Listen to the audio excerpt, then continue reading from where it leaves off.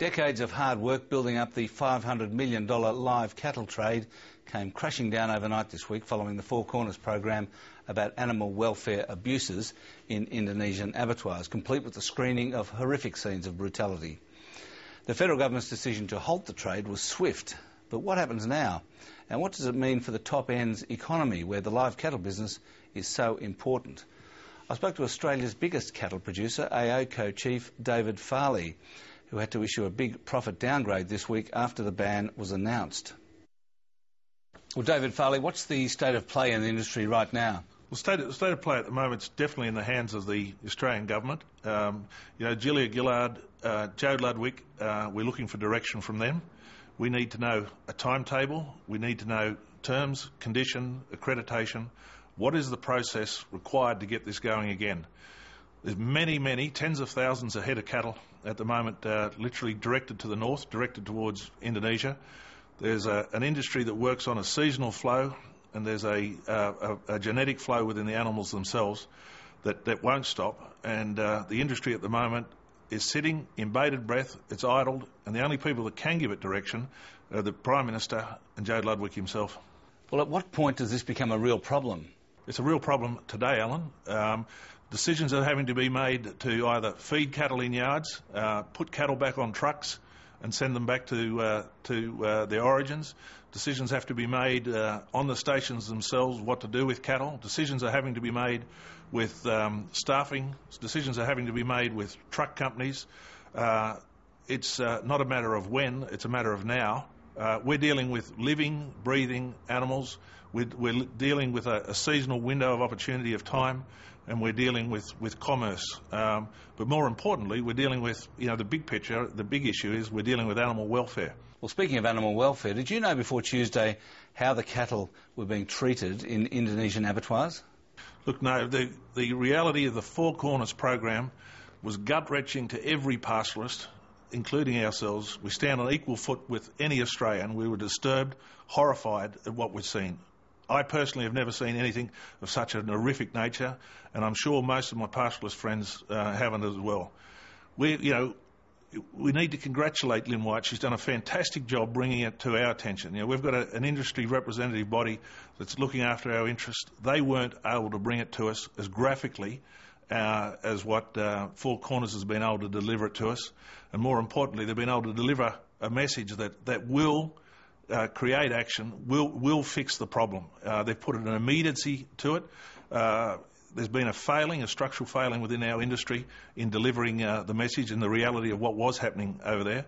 Yet the issue now is immediate. I'm convinced that the industry has the capability and the desire, and more importantly has the ability to fix it extremely quickly. We need to fix it with government, we need to fix it with the Indonesian government, but we need to know an immediacy now of timeframes, protocols, policies, etc. to get the trade moving again. Yeah, but to what extent should the industry blame itself, or in fact blame the Meat and Livestock Corporation for not keeping an eye on what was going on over there? Well, the industry had an investment program going in Indonesia, had an investment program actually running hand in hand with the Australian government.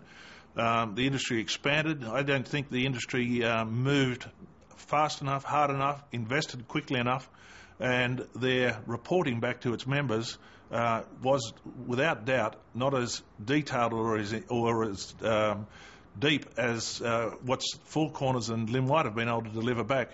So, the industry being caught wanting on its own internal reporting. But do you think there was an element in the industry of turning a blind eye to what was going on in Indonesia, of not really wanting to know?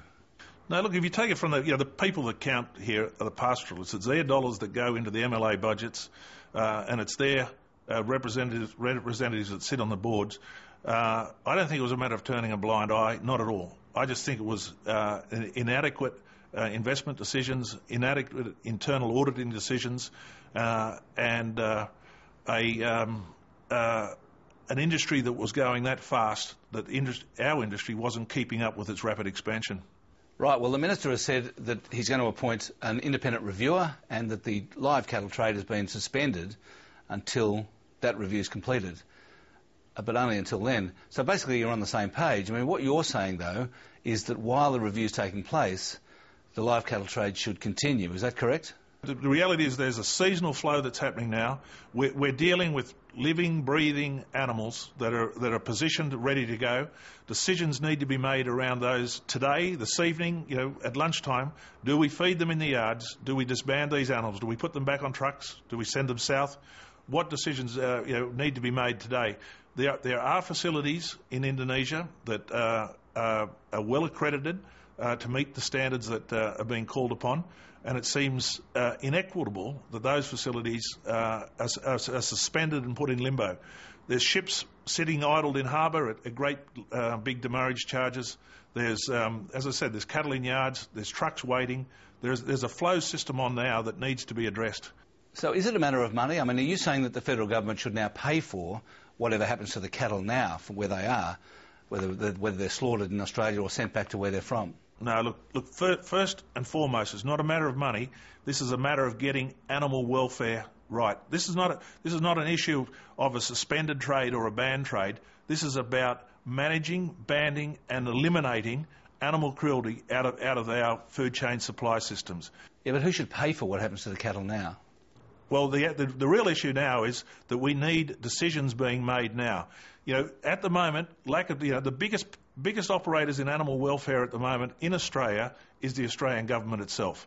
Those animals in yards, in the flow at the moment, are waiting for a direction from the Prime Minister or the Minister of Agriculture, Joe Ludwick. They are the biggest cattle handler in Australia at the moment. They have the biggest position of animal welfare in Australia at the moment. So are you saying you're not asking for compensation? I'm sure the issues of compensation, the legalities around the government decisions and all that will be down in the pipeline. But we've got immediate decisions to be made today. We've got to know which way to feed animals, which way to direct animals, what are we going to do? And issues of compensation are secondary as opposed to the immediate. And what's the impact of this on your company, AAco? Well, 30% of our revenues are derived from the live cattle export. We're about 50% through our program for the 2011 year. If we have to turn these cattle around, it delays their commercial realisation for a good full year. AAco is a substantial company and will be able to weather this storm. Where I have a real problem at the moment is there's many family producers, many Indigenous communities that are reliant on this once-a-year cash flow, once-a-year seasonal opportunity. They're sitting in remote, isolated communities trying to work out what to do. The social and financial implications of this immediate decision in the north of Australia is devastating. What's your sense of how the Indonesians feel about this, and what do you think they'll do in the future? Will they simply import live cattle from somewhere else, or are they likely to import beef from Australia that's already been slaughtered here? In Indonesia itself, yes, there's concern about what's going to happen to their protein supply. It's not immediate. There's cattle in the pipeline in Indonesia to meet their demands. But as we come into, especially the Ramadan season, where cattle consumption peaks, people will be looking at where is their red meat protein. So unless there is a resolution to Australia immediately, it will be challenging 90 to 100 days out. Those cattle need to be moving in there now to meet the supply chain cycles. Thanks very much for joining us, David Farley. Thanks very much, Alan.